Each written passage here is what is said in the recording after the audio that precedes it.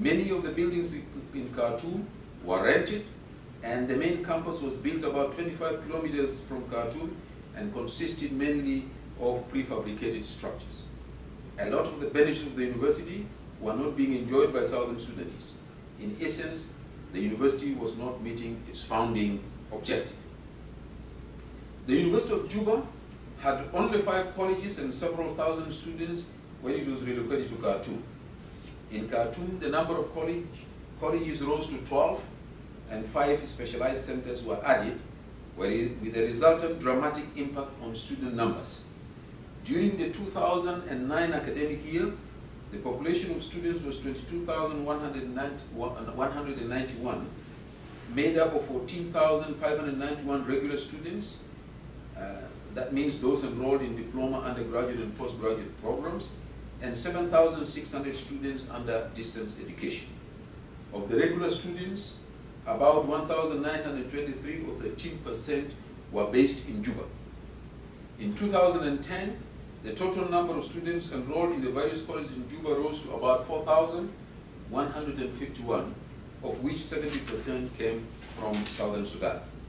The positive increases in student numbers and programs in Juba were unfortunately not matched with the corresponding development in infrastructure. Clearly, the University of Juba grew quickly while away from its home turf, but with limited substance in what can aptly be described as growing without development. The student numbers went up fast, but the quality of courses and instruction did not keep pace. It is no wonder that the university has not been significantly contributing to knowledge creation in terms of publications. The provisional status under which the university was compelled to survive in Khartoum was mainly the reason for this situation. After the signing of the CPA in 2005, the Ministry of Higher Education and Scientific Research in the Government of National Unity directed the universities that relocated to the north as a result of the war, including the University of Juba, to return to their places of origin in Southern Sudan. The University of Juba adopted immediately a phasing out strategy involving downsizing in Khartoum and scaling up in Juba. The process concluded by the relocation of all colleges at the end of 2010. All academic programs will now start in Juba for the 2011 academic year. However, the process of relocating the university to Juba is far from smooth.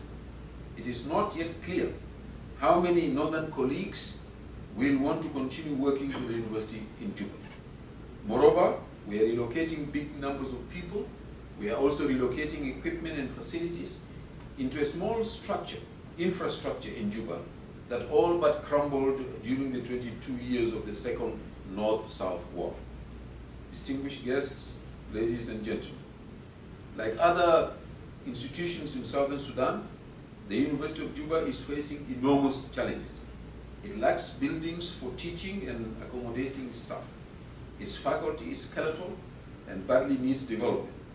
As I already said, Northerners in the university, who are the majority, will probably not want to work in Juba.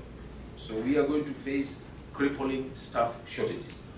The curriculum of the university will need to be reformed so as to suit the needs of the new state.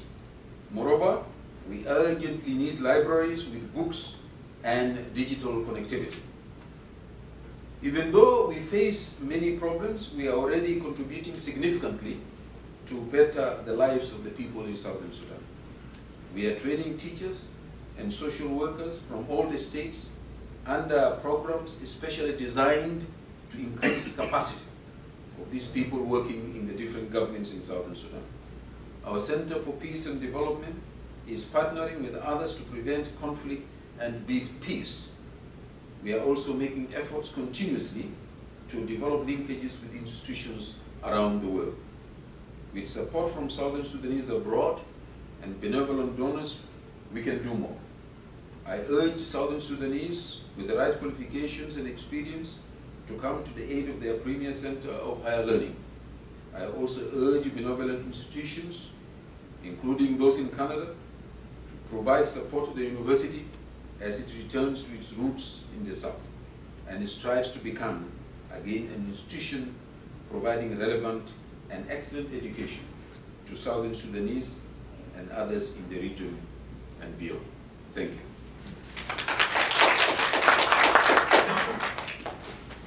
Thank you, Professor Abate. We're now open for questions, and afterwards we have some food and drink outside for a business session.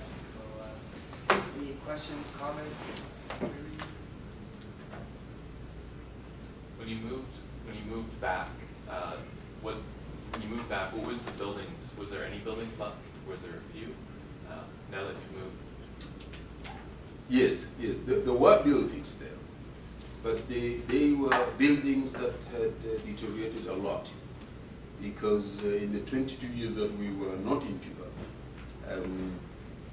some of them simply fell apart because they were being used during the war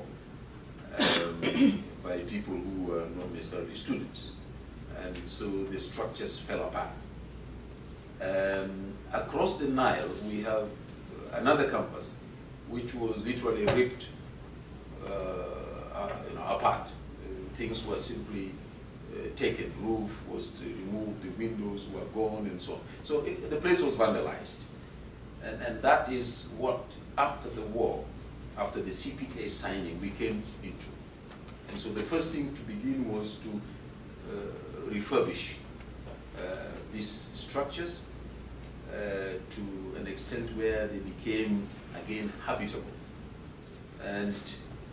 But in terms of new structures, this has not been worked on, I should say, a lot. So we still need to do a lot more there. Yeah. But there was very little. And even that little is not enough for what we have. Yes? I was just wondering, what is the role of the returning diaspora in, for example, educational institutions? Because I read about Sudanese coming back from Cuba, medical doctors coming back to Sudan, and have there been many people, other returnees, academics coming back to Southern Sudan, and are they contributing to the establishment of, or the return of University of Juba back to Juba? Well, I mean, I'm one of those. I mean, I was also out. I was not there. So I went back, and you can see I'm trying to contribute. So the door is open. The door is open for those who are all out here to get back and see what they can do in terms of contribution. However, the statistics are such that not many have actually come back from diaspora. And the reason, I think, is because many of those who are out here are also engaged wherever they are. And they have families with little kids, school going age, with mortgages to pay, with the spouses who are also working.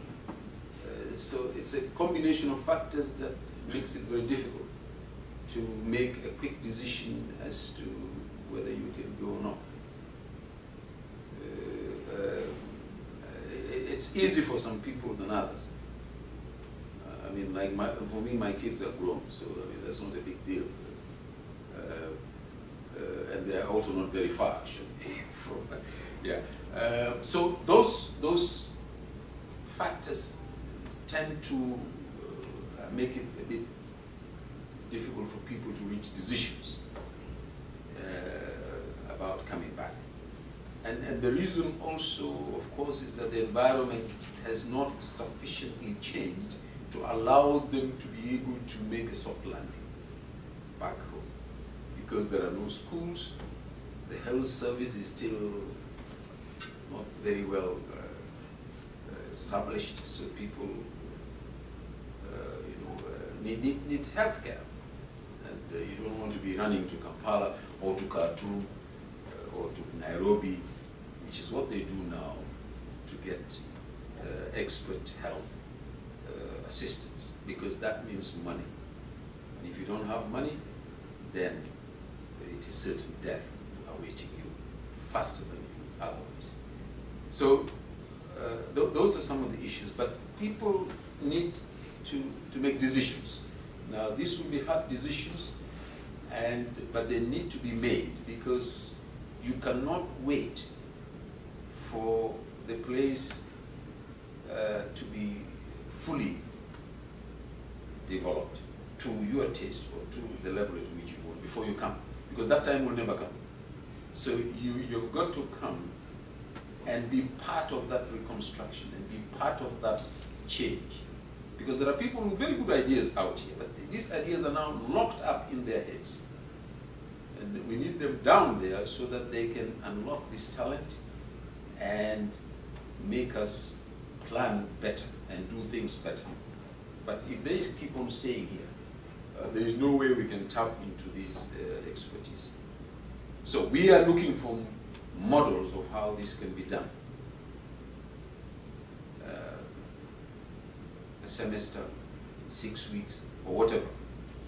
If you can come down and do a contribution, that would be good. That would be sufficient by way of a contribution. But let me also say this. For some of these people, it is the fear of not knowing how he will be there when he goes back. It's not that they don't want to come, but they're not very certain what awaits them. So what they need to do is to go there. And the experience we have had so far is that those who have gone there, after one visit, they've gone and maybe come back fast to come back to Ottawa or to New York or wherever. But then the second time they go, they've stayed even longer, because now they're beginning to understand and to like the place. The third time they go, they stay for even longer. Now they want to build and so on.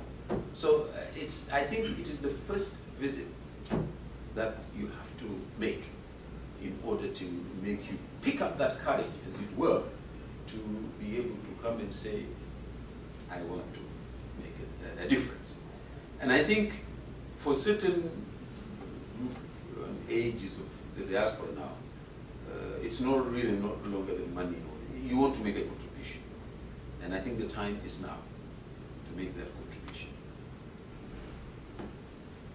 Yes? So are there any programs in places that can allow people to form partnerships between here and Juba University, for instance, so that one can do research in Juba as well as here at the same time, be able to publish? Because the fear is that if you go to Juba and you're an academician and you don't publish, you risk becoming irrelevant in the academic world. So are there any modalities to have? Well, what's research? Research is about data, it's about information, it's about analyzing all these things. And if there is any place in the world which is not sufficiently researched, it is the Southern Sudan. And if you really want to publish, and I think that is the place, to get data and to publish.